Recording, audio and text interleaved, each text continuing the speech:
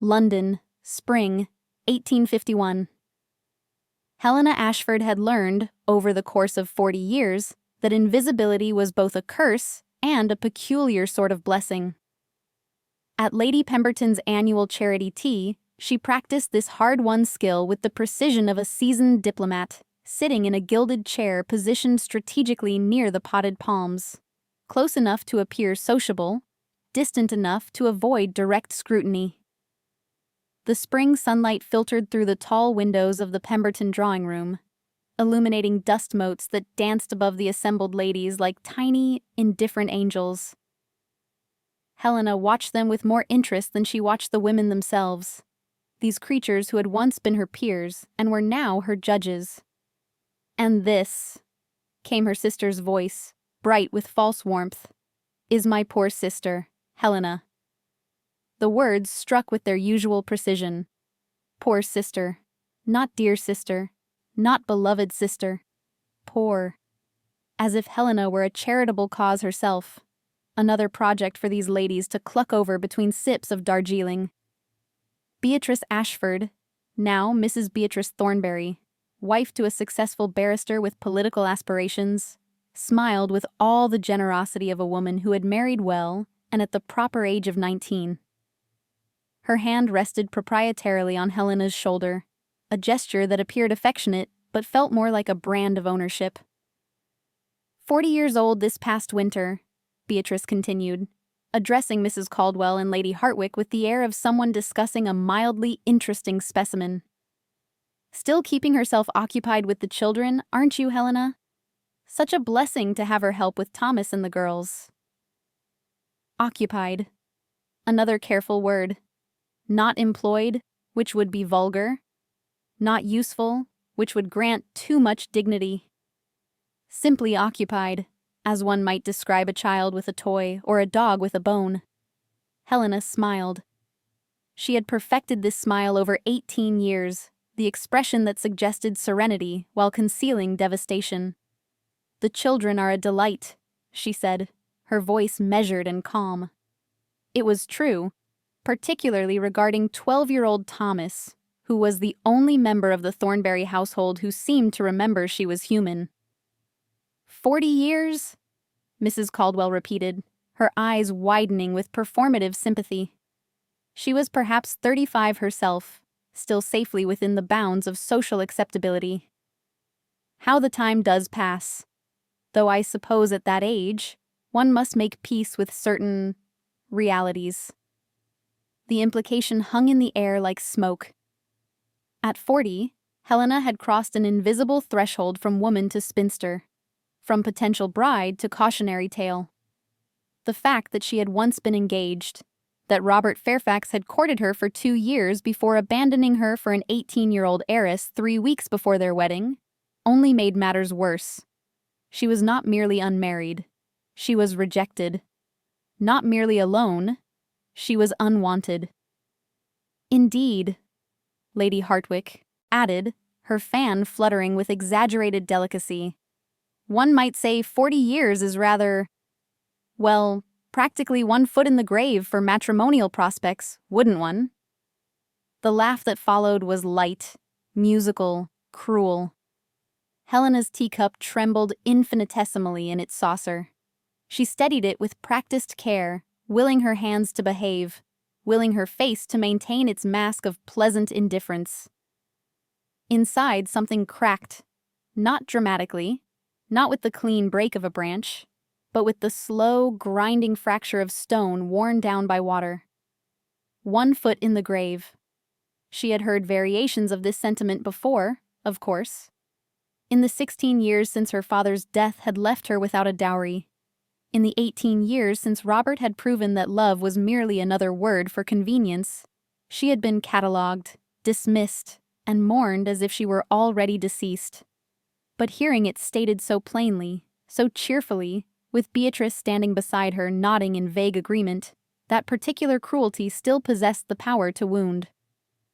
"If you'll excuse me," Helena murmured, setting down her cup with excessive care. "I believe I'll find the library. I'm certain Lady Pemberton won't mind." She stood, aware of the glances exchanged behind her back, the silent communication between women who pitied her and women who feared becoming her. The corridor beyond the drawing room was mercifully empty, her footsteps muffled by thick Turkish carpet. She had been to the Pemberton house enough times to know its geography. The library was 3 doors down, a sanctuary of leather and paper and blessed solitude. Her hand was on the brass doorknob when she heard it. A low, masculine voice from within. "Of course, Your Grace. I shall have the documents sent to your residence tomorrow morning." Helena froze. Your Grace. A duke, then. She should retreat, should return to the drawing room and endure another hour of benevolent cruelty. But the thought of facing those women again, of maintaining her composure through more observations about her advanced age and diminished prospects, was suddenly unbearable. She pushed open the door. The library was exactly as she remembered it. Shelves of dark wood rising to a coffered ceiling, the scent of old leather and beeswax, afternoon light slanting through windows that overlooked the garden. And there, beside Lord Pemberton near the fireplace, stood a man she recognized immediately, despite never having been formally introduced. Alexander Thorne, Duke of Greystone. He was taller than she had imagined, with dark hair silvered at the temples and eyes of an indeterminate color between gray and green. 45, she knew from gossip, widowed 7 years ago, wealthy beyond comprehension, and notoriously disinterested in remarriage despite the siege of ambitious mothers and their eligible daughters. Lord Pemberton noticed her first.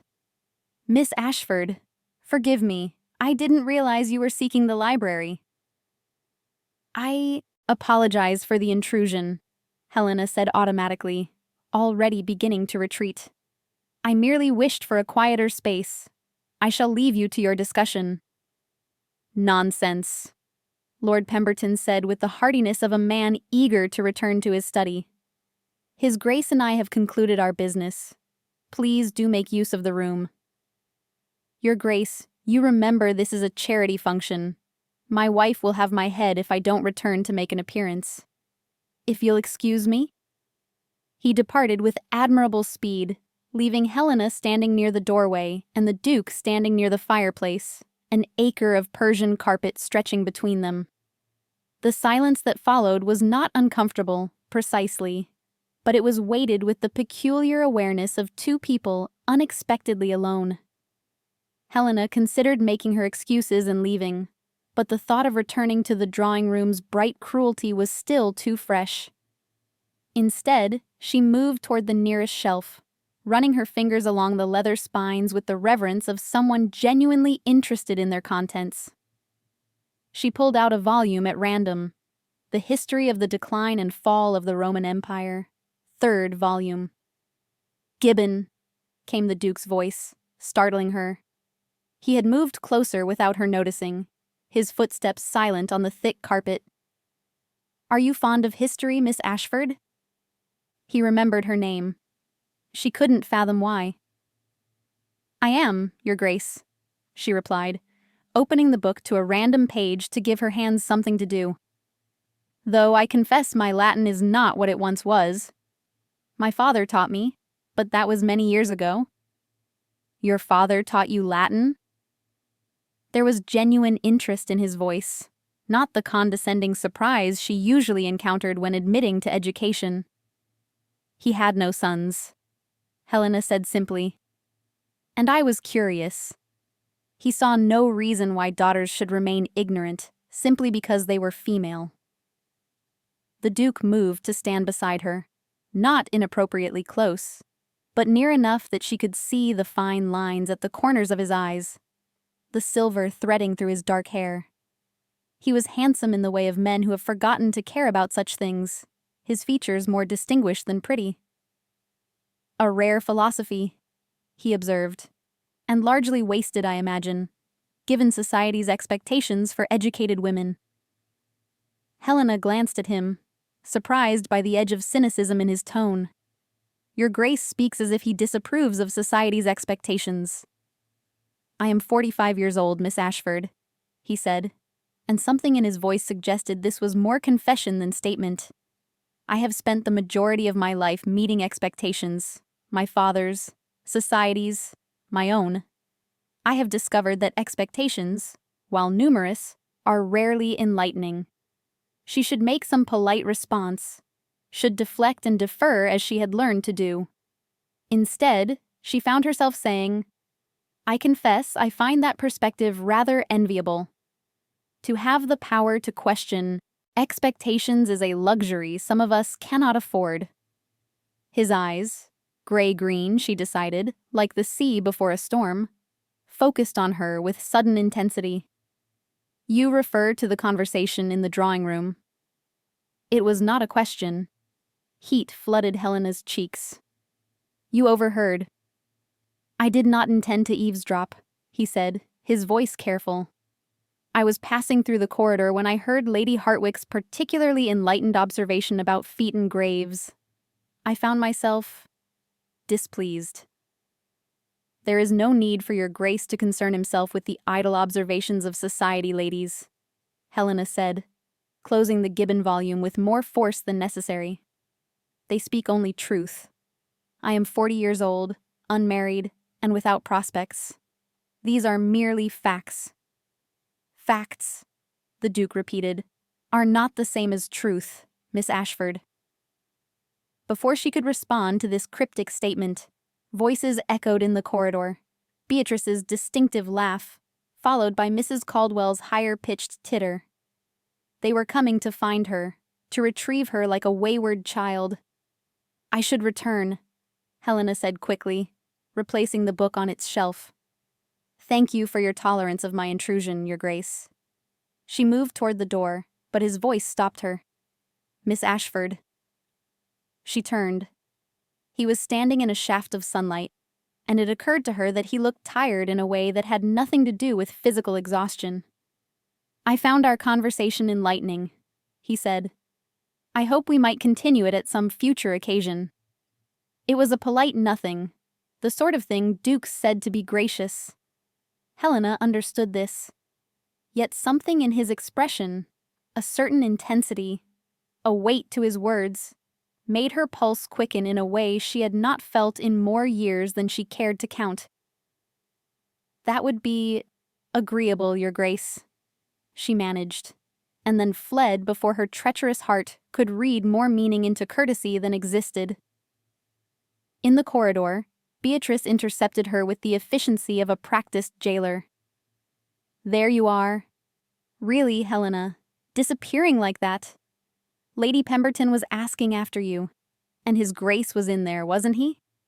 I do hope you didn't bother him with conversation. Only briefly, Helena murmured, falling into step beside her sister.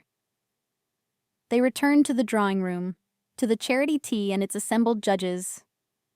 Helena resumed her seat near the potted palms, poured herself another cup of tea she would not drink, and tried very hard not to think about gray-green eyes and the peculiar sensation of being seen for the first time in 18 years. Behind her, unnoticed by all but Helena herself, the Duke of Greystone stood in the library doorway, watching the woman with prematurely silver-threaded brown hair and quiet dignity, and wondered why he felt more alive after 15 minutes of conversation than he had in 7 years of expensive mourning. The recital was an excruciating affair, the sort of event Beatrice adored and Helena endured. Young Miss Pemberton, whose talent for the pianoforte was exceeded only by her talent for looking decorative while playing it, performed 3 pieces with technically proficient mediocrity, while her proud mother beamed from the front row. Helena sat in the 3rd row, wedged between Beatrice and an elderly baron who appeared to be sleeping with his eyes open. She had worn her second-best dress, a dove-gray silk that Beatrice had declared appropriately subdued for your situation, and arranged her hair in the simplest style her sister would tolerate. The effect, Helena knew from her mirror's honest assessment, was that of a particularly genteel ghost. The arrival of Alexander Thorne, Duke of Greystone, caused the sort of ripple through the assembled company that a stone causes when dropped into still water. Conversations paused mid-sentence. Fans fluttered with renewed energy. Mothers straightened their daughters' postures with sharp, covert jabs. Helena, who had convinced herself that their library encounter had been both accidental and instantly forgotten by the Duke, felt her traitorous heart perform an acrobatic maneuver entirely unsuited to a woman of 40. He was scanning the room with the air of someone performing an unpleasant duty when his gaze found hers. Something shifted in his expression.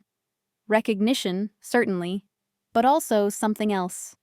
Relief, perhaps. Before Helena could make sense of this, he was approaching their row with the purposeful stride of a man accustomed to getting what he wanted. "Mrs. Thornberry," he said, addressing Beatrice with impeccable courtesy. "What a pleasure to see you again. I wonder if I might impose upon your kindness. Might I take this empty seat beside your sister? I find myself quite interested in Miss Pemberton's performance, and this vantage appears ideal." This was an extraordinary lie. The seat beside Helena offered no particular advantage, and Miss Pemberton's performance was the sort that inspired interest only in parents and potential suitors. But Beatrice, confronted with a duke requesting favors, could only flutter and acquiesce. "Your Grace, of course, of course. Helena, do make room. How honored we are." Helena shifted slightly, acutely aware of the dozens of eyes now fixed upon her with expressions ranging from confusion to envy to frank disbelief. The Duke settled into the chair with the economical grace of a man comfortable in his own body, close enough that she could smell his cologne, something with vetiver and bergamot, expensive and understated. Miss Pemberton began her fourth piece, a Chopin nocturne rendered with more enthusiasm than skill. "I confess," the Duke murmured, his voice pitched for Helena's ears alone, "that I have only the most pedestrian appreciation for music. I attended primarily because I learned you would be here." Helena's hands, folded in her lap, tightened convulsively. "Your Grace cannot mean that." "Can I not?" He was still facing forward, ostensibly watching the performance, but she could feel the weight of his attention like sunlight on her skin. "I have been thinking about our conversation, about Roman history and wasted education. I have a rather extensive library at Greystone House. I wondered if you might be interested in viewing it." This was impossible. Dukes did not seek out the company of impoverished spinsters. They certainly did not invite them to their homes to discuss books. "I am certain your Grace has many demands on his time," Helena said carefully. "I would not wish to impose." "You would be doing me a kindness," he replied, and there was something in his voice, a note of loneliness perhaps, or weariness, that made her glance at him despite her better judgment. He was looking at her now, not at the performance, and his gray-green eyes held an expression she could not quite decipher. "I find," he said slowly, "that London is full of people, and yet remarkably empty of conversation. Our exchange in Lady Pemberton's library was the first interesting discussion I have had in months, possibly years. I am being entirely selfish in seeking its continuation." Beatrice, who had been eavesdropping with the subtlety of a stage actress, leaned forward. "His Grace is too kind. Of course Helena would be delighted to visit your library. She adores books, don't you, Helena? Always reading, that one. We must arrange a proper visit, with appropriate accompaniment, naturally." "Naturally," the Duke agreed, though a flicker of amusement crossed his features. "Shall we say Thursday afternoon, at 3 o'clock? And so it was decided, despite Helena's thundering heart and fraying sense of reality. Greystone House was magnificent in the way of very old money, understated, impeccably maintained, radiating quiet power. The library occupied the entire eastern wing of the first floor, a temple to literature that made Helena's breath catch in her throat. "My grandfather began the collection," the Duke explained, watching her face as she turned slowly, taking in the floor-to-ceiling shelves, the rolling ladders, the reading alcoves with leather chairs positioned to catch the light. "I have merely continued it. Please explore as you wish." Mrs. Davies, the stone-faced chaperone Beatrice had insisted upon, settled into a chair near the door with her needlework, far enough away to maintain propriety but close enough to preserve reputation. Helena moved through the stacks like a woman in a dream, trailing her fingers along spines, reading titles in Latin, Greek, English, French. Here was the complete Gibbon, there the complete works of Plutarch. Philosophy, poetry, history, natural sciences. The collection was staggering. "You have Wollstonecraft," she said, pulling out a Vindication of the Rights of Woman with reverent care. "I have not seen this since my father died. He kept a copy hidden from my mother, who thought such reading would make me unmanageable." "And did it?" the Duke asked. He was leaning against a desk, arms crossed, watching her with that same intense focus he had displayed in Lady Pemberton's library. "Thoroughly," Helena said, and was rewarded with his smile. A real smile, not the polite curve of lips he showed society, but something genuine and transformative. They spent 3 hours discussing everything from the French Revolution to Aristotelian ethics to the recent publication of Tennyson's In Memoriam. The Duke had opinions, strong ones, thoughtfully considered, and he listened to hers with equal attention. When she disagreed with his interpretation of Tacitus, he did not dismiss her objection but engaged with it, offering counterarguments that forced her to refine her thinking. It was, Helena realized with growing alarm, the most intellectually stimulating afternoon she had experienced since her father's death 16 years ago. As the light began to fade and Mrs. Davies cleared her throat meaningfully, the Duke walked Helena to the entrance hall. "I wonder," he said with a hesitation that seemed uncharacteristic, "if you might permit me to call upon you, formally, I mean, to continue our discussions." Helena stopped walking. "Your Grace, I must ask, why?" "Why?" He seemed genuinely puzzled by the question. "I am 40 years old," she said bluntly. "I have no fortune, no prospects, no beauty. I am what society calls a spinster, what crueler tongues call a failure. You are a duke. You could have any woman in London, women who are young, wealthy, accomplished. Why waste your time with me?" The Duke was quiet for a long moment, his expression thoughtful. When he spoke, his voice was careful, as if he were handling something fragile. "7 years ago, my wife died," he said. "Isabel. We were married for 10 years. It was a match arranged by our families when I was 28 and she was 19. She was lovely, well-bred, everything a duchess should be." He paused. "I did not love her, Miss Ashford. Not truly. I tried. God knows I tried. But we were strangers who shared a name and a house and nothing else of consequence. When she died in childbirth, when both she and the child died, I felt guilt, but not grief. Not the grief a husband should feel." Helena said nothing, sensing he needed to finish. "For 7 years I have been courted by every marriageable woman in England. Young, beautiful, accomplished women, exactly as you describe. And every single one of them looks at me and sees a title, a fortune, a position. Not a man. Certainly not a man who is lonely and tired and wondering if he will spend the rest of his life in elegant emptiness." He looked at her directly now, and there was something raw in his expression that made her chest ache. "You are the first person in 7 years who has spoken to me about Tacitus, who challenged my interpretation of philosophy, who looked at me in Lady Pemberton's library and saw a person, not a duke." He smiled, but it was tinged with sadness.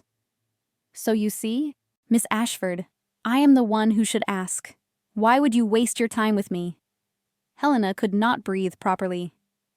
"Your Grace." "Alexander," he said quietly.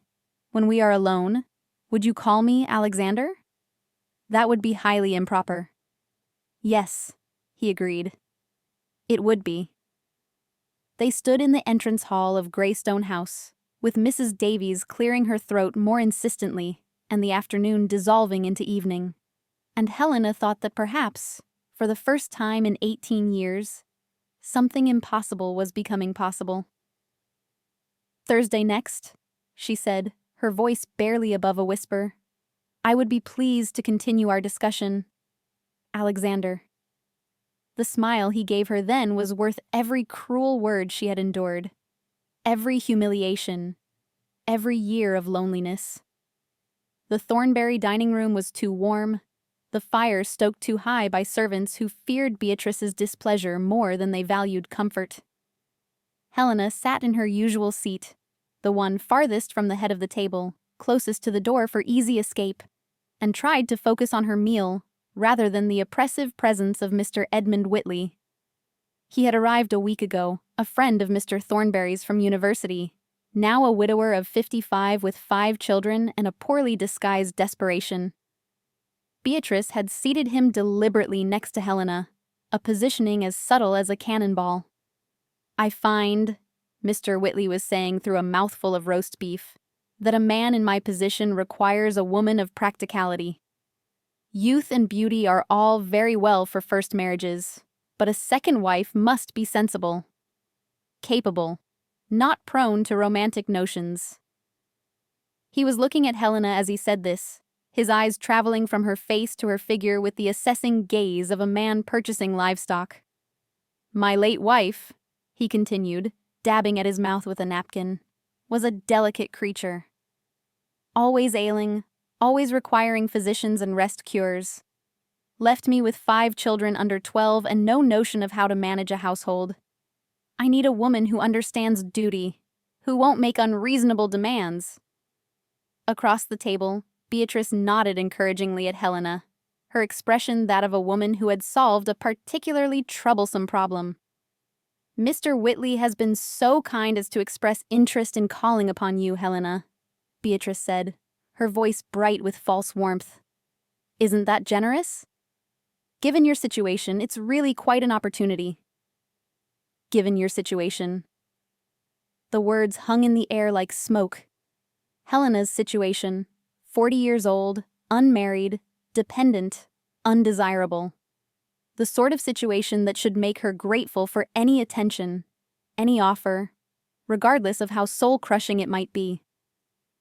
I am certain Miss Ashford understands the fortunate nature of my interest, Mr. Whitley said, reaching for his wineglass. A woman of her years cannot afford to be particular. I am offering her a home, a position, security. What more could she reasonably expect?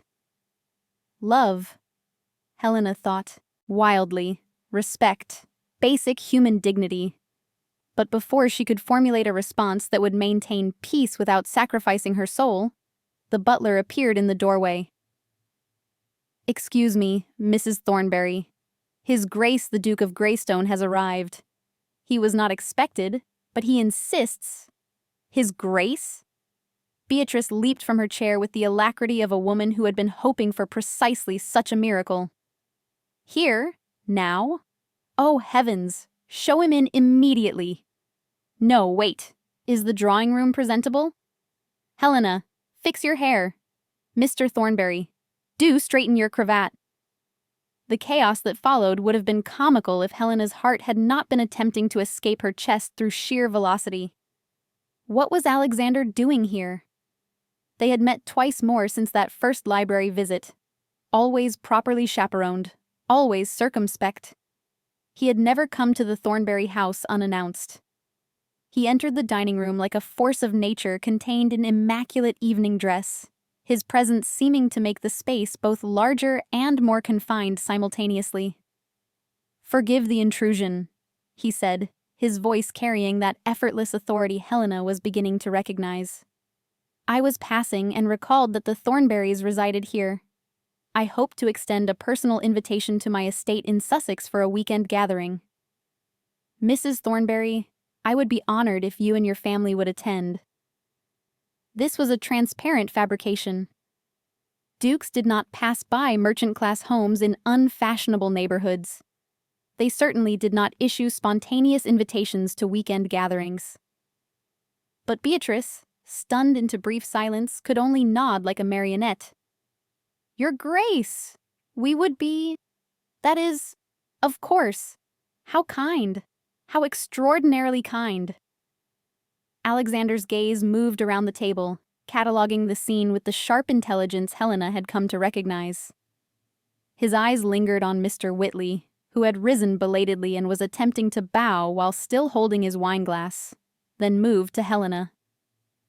Something in his expression shifted, hardened perhaps, or focused with new intensity.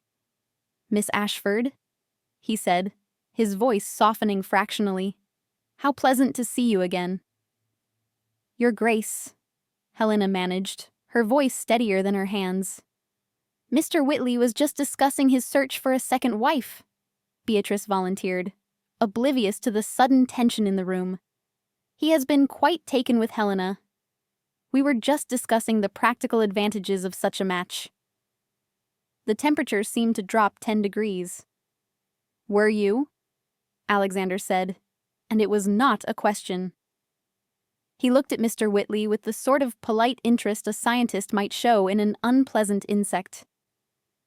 "And what, precisely, are these practical advantages?" Mr. Whitley, either brave or foolish, straightened his shoulders.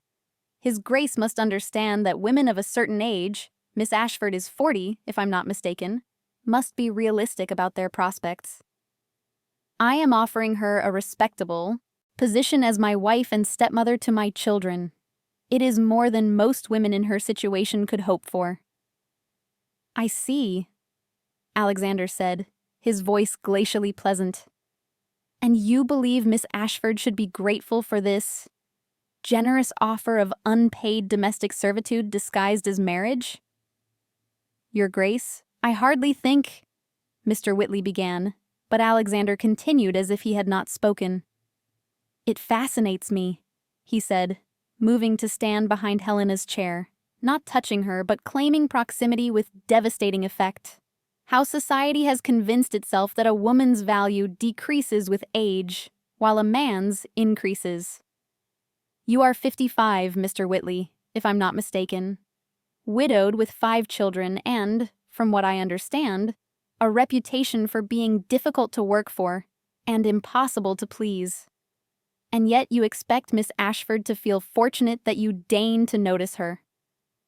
Mr. Whitley's face flushed crimson. "I merely meant..." "I know precisely what you meant," Alexander interrupted, his voice quiet but carrying absolute authority. "You meant that Miss Ashford, being 40 and unmarried, should accept whatever scraps of attention men like you choose to throw her way. That she should be grateful to be used as an unpaid governess and housekeeper, denied the very things you yourself seek in a wife: companionship, respect, partnership." He paused, and when he spoke again, his voice was steel wrapped in silk. "I find your assessment profoundly mistaken, Mr. Whitley. I have asked Mr. Thornbury for permission to formally court Miss Ashford, and he has graciously consented. I wanted to announce my intentions publicly, so there could be no confusion about my regard for her." The silence that followed was absolute. Beatrice's mouth opened and closed like a fish. Mr. Thornbury looked simultaneously shocked and smugly pleased. A duke as a potential brother-in-law would be quite the social coup. Mr. Whitley appeared as if he might expire from apoplexy. Helena could not move, could not breathe, could not process what had just happened. Alexander looked down at her, and she saw in his eyes both a question and a promise. "Miss Ashford," he said quietly, "if you would permit me the honor." She should refuse. This was madness. Dukes did not court impoverished spinsters, no matter how many pleasant conversations they shared. This could only end in humiliation, in disappointment, in her heart shattered beyond repair. But when she looked at him, truly looked at him, she saw not a duke performing charity, but a man who was lonely, who was tired, who had somehow seen in her something worth valuing. "I would be honored, Your Grace," she heard herself say. His smile transformed his face. "Alexander," he murmured. "Please." The weeks that followed were extraordinary and terrifying in equal measure. Alexander courted her with the sort of deliberate public visibility that made gossip inevitable. He took her driving in Hyde Park at the fashionable hour. He escorted her to the opera, where they sat in his private box and she pretended not to notice the hundreds of opera glasses trained on them. He attended soirees he would normally avoid, seeking her out for conversation and dances she had forgotten how to perform. London society did not know what to make of it. The Duke of Greystone, one of the most eligible men in England, courting a woman of 40 with no fortune and no particular beauty? It was scandalous. It was incomprehensible. It was the single most discussed topic at every dinner party, garden party, and afternoon call. Beatrice oscillated between smug pride and confused resentment. Mr. Thornbury treated Helena with newfound respect that would have been amusing if it weren't so depressing. Thomas, dear Thomas, simply hugged his aunt and told her he was happy she looked happy.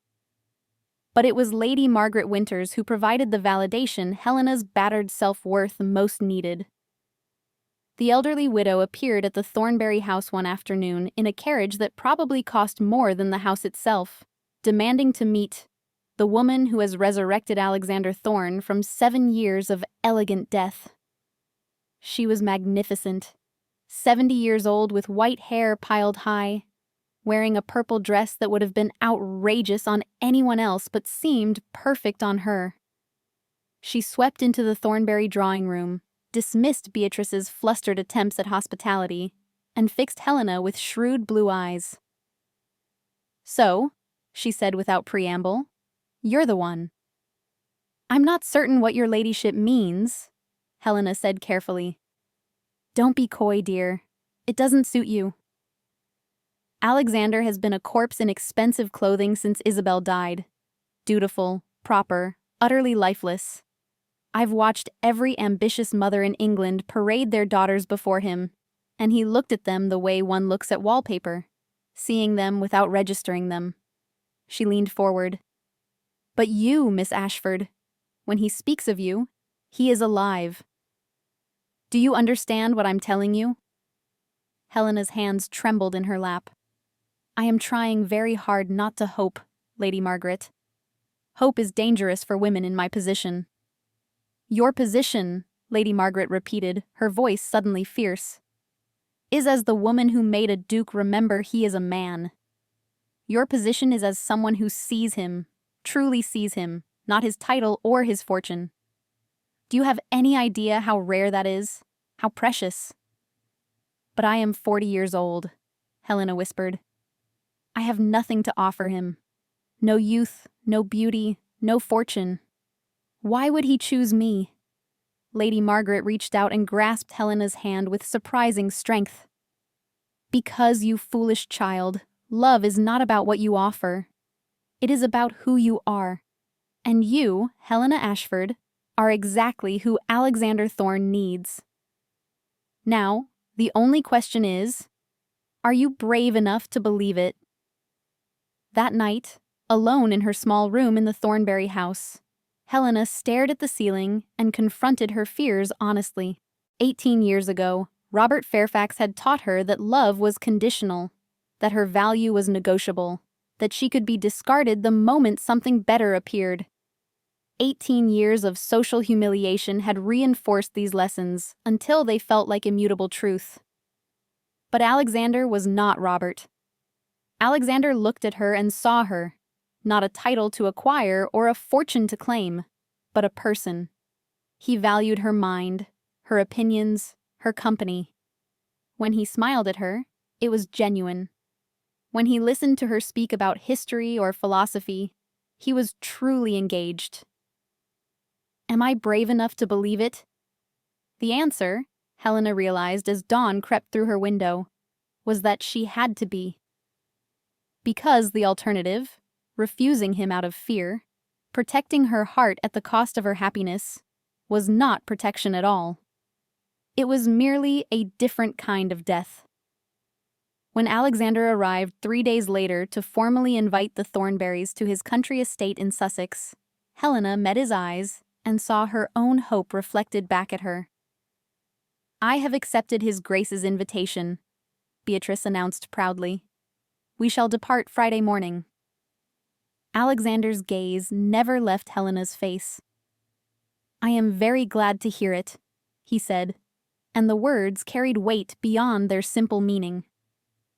Helena understood, with sudden clarity, that something essential was about to change. That the careful courtship of the past weeks had been leading inexorably toward a moment of decision. She was terrified. But she was also, for the first time in 18 years, alive. The Greystone estate in Sussex was not what Helena had expected. She had imagined something imposing and austere, a monument to aristocratic power rendered in stone and formality. Instead, the manor house that appeared at the end of a tree-lined drive was beautiful in the way of very old things that have been loved.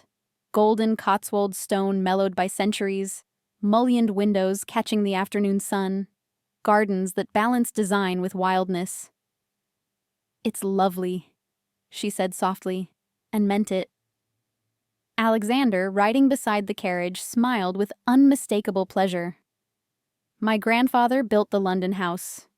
But this has been in the Thorne family since the 16th century. It is the only place where I feel I can breathe properly."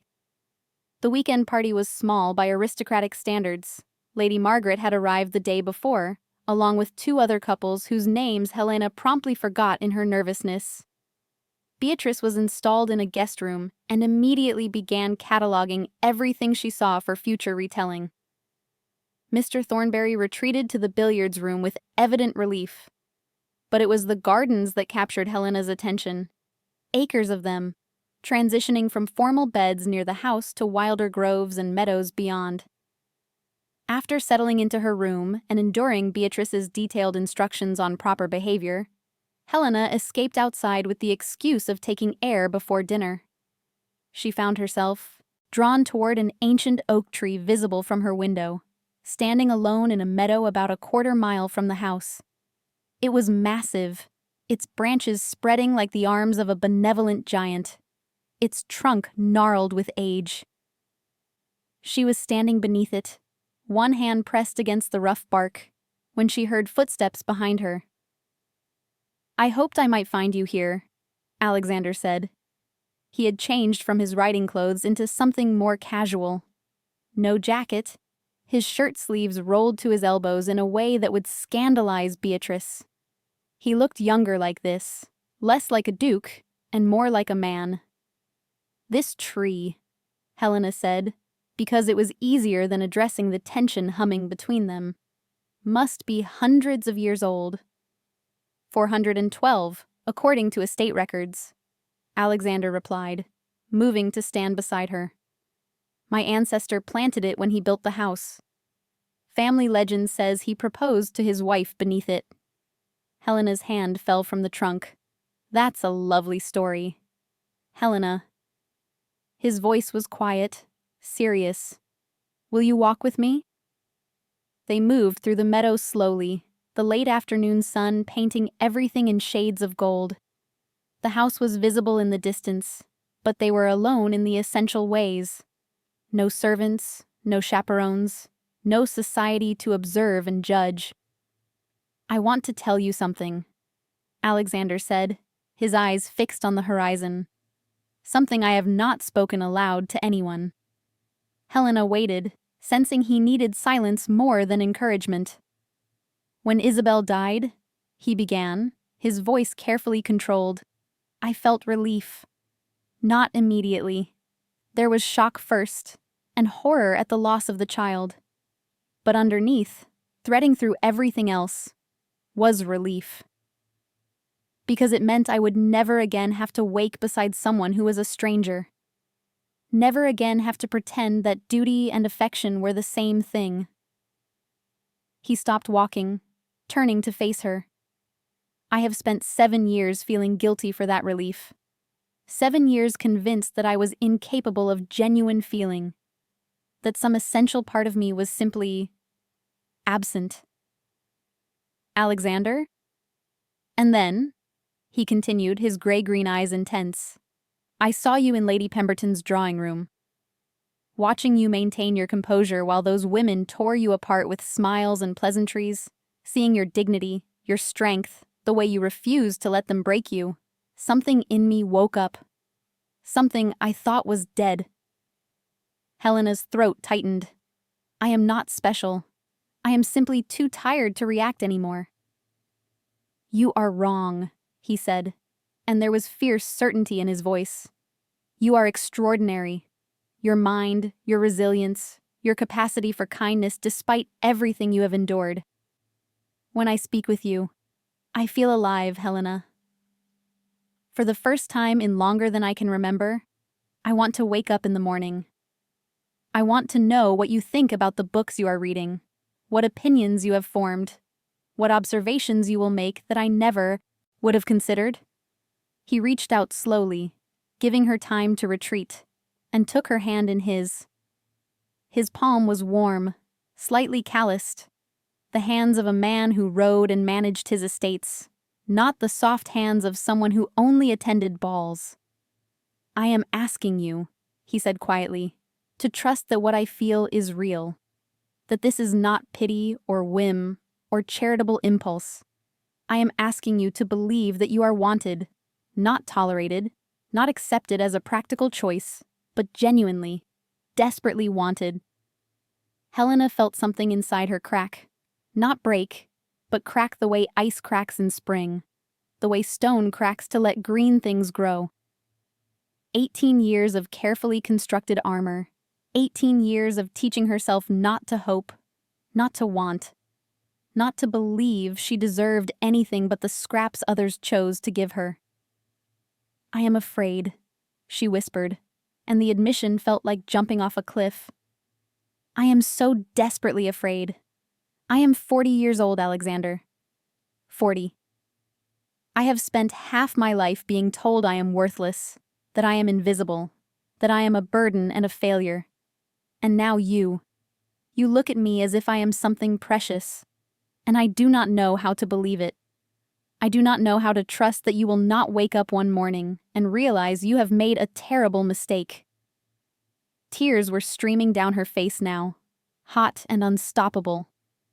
All the years of humiliation, of biting her tongue, of smiling through cruelty, of pretending she was fine when she was slowly dying inside, all of it rose up and spilled over. What if it is too late for me? She gasped. What if I have been alone too long, been hurt too much? What if I cannot be the woman you need? Alexander released her hand and cupped her face instead, his thumbs gently wiping away her tears. His own eyes were bright with emotion. Helena, he said, and his voice cracked slightly on her name. Listen to me. I am 45 years old. I spent 10 years in a marriage that was emptier than widowhood. I have been alone in rooms full of people. I have smiled and danced and fulfilled every social obligation while feeling absolutely nothing. And I genuinely believed that this was simply what life was, that everyone was equally numb, equally hollow. He leaned closer, his forehead nearly touching hers. You showed me I was wrong. You showed me that connection is possible, that genuine feeling exists, that I am capable of loving someone with my whole heart. Not because of youth or beauty or any of the things society claims matter, but because of who you are. Your intelligence, your strength, your wounded dignity that you wear like armor. His voice dropped to barely above a whisper. You are not too late, Helena. Neither of us is. We are simply, finally, at the right time. But I am 40? She began. And I am 45, he interrupted gently. And my hair is going gray, and I have responsibilities that would bore a younger woman to tears. And I spent my youth doing what was expected rather than what I wanted. We have both lived lives that brought us to this moment. Would you change that? Would you wish to be 20 again, if it meant we never met? Helena thought about this, really thought about it. Thought about the girl she had been at 20, full of romantic notions and naive trust. That girl would not have appreciated Alexander the way she did now. That girl would not have seen past his title to the lonely man beneath. That girl had not yet learned the lessons that had shaped her into someone capable of recognizing genuine love when it appeared. No, she said slowly. No, I would not change it. Neither would I, Alexander said. Every difficult year, every disappointment, every moment that taught me what I truly valued, all of it led me to you. And I would endure it all again, gladly, to have this moment. He pulled back slightly, searching her face. I am not asking you to stop being afraid. Fear is reasonable after what you have experienced.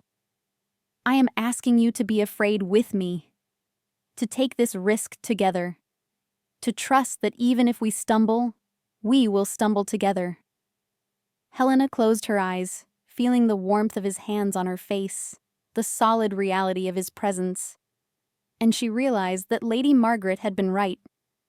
The question was not whether Alexander truly wanted her. His actions, his words, his unwavering attention over these past weeks had answered that. The question was whether she was brave enough to accept it. Whether she could let herself be loved after convincing herself for so long that she was unlovable. She opened her eyes and looked at him. This man who was powerful and lonely and kind and flawed and real. This man who had seen her at her most vulnerable and had not turned away. This man who was offering her not rescue or charity, but partnership. Yes, she said, and the word felt like stepping into sunlight after years in shadow. Yes, I will trust you. I will try. I am terrified, and I will probably doubt myself 1,000 times. But yes. The smile that spread across Alexander's face was incandescent. Then I have something to ask you, and I need you to know that I have thought about this carefully. This is not impulse.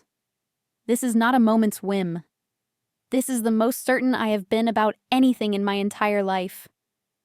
He took both her hands in his, and Helena felt her heart begin to race. Helena Ashford, he said, his voice steady and sure. Will you marry me? Will you be my wife, my partner, my companion? Will you let me spend the rest of my life proving to you every single day that you are wanted, that you are valued, that you are loved beyond measure? The tears came again, but they were different now, cleaner, lighter, born of joy rather than pain. You are asking me to marry you, she said, and even she could hear the wonder in her voice. Me, 40 years old, penniless, scandalous. I am asking you to marry me, Alexander said firmly, because you are brilliant and resilient and kind, because you challenge me and inspire me, because when I imagine the rest of my life, I cannot imagine it without you in it, because I love you, Helena. Not despite who you are, but because of exactly who you are.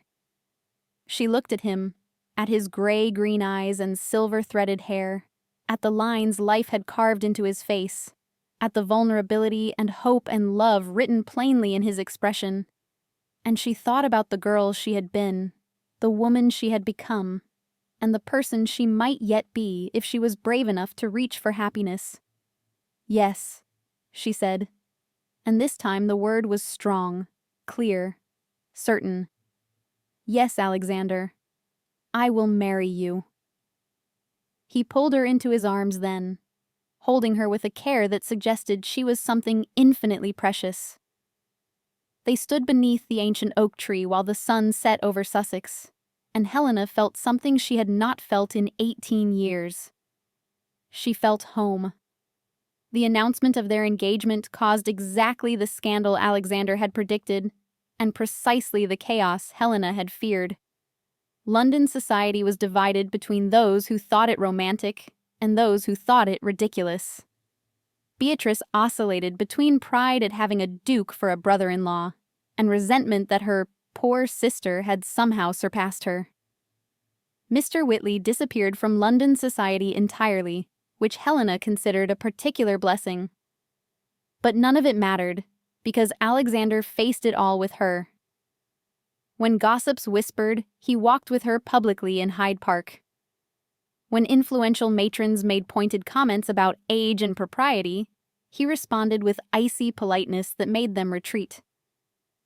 When Beatrice attempted to take credit for encouraging the match, he corrected her with devastating courtesy. The wedding was held 6 weeks later at St. George's, Hanover Square. Not because they needed time to plan, but because Alexander insisted on observing proper form despite his impatience. It was a relatively small affair by aristocratic standards, though small still meant 200 guests and enough flowers to stock a conservatory. Helena wore pale blue silk, not white, which would have been absurd for a woman her age, but a color that made her gray-threaded brown hair look lustrous and her complexion glow. Lady Margaret insisted on gifting her the Winters family sapphires, which matched the dress perfectly.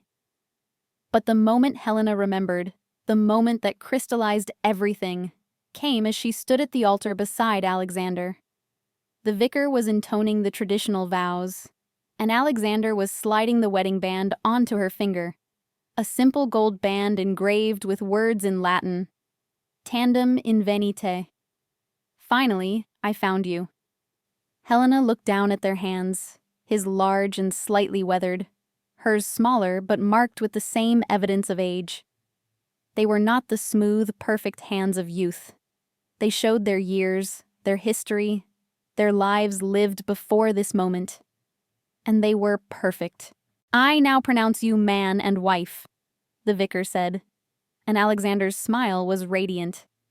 He kissed her then, in front of God and society and everyone who had ever doubted either of them, and Helena thought that perhaps 40 years of waiting had been worth it for this, for a love built not on the passionate intensity of youth, but on the deep recognition of two people who had lived long enough to understand what truly mattered. As they walked back down the aisle together, hand in hand, Helena caught sight of Thomas beaming at her from his pew. Beatrice was dabbing at her eyes with a handkerchief, though whether from genuine emotion or performative sentiment was unclear. Lady Margaret was grinning like someone who had orchestrated the entire affair and was deeply satisfied with the results. But it was Alexander she focused on. Alexander, who looked at her as if she were the answer to a question he had been asking his entire life. "Your Grace," she murmured as they stepped out into the June sunlight, where rice and flower petals awaited. "My Duchess," he replied, and the possessive warmth in his voice made her heart stutter. They rode to Greystone House in an open carriage, waving at curious onlookers who had gathered to see the scandalous marriage of the Duke of Greystone to a woman society had written off years ago. Helena felt Alexander's hand tighten around hers. "Regrets?"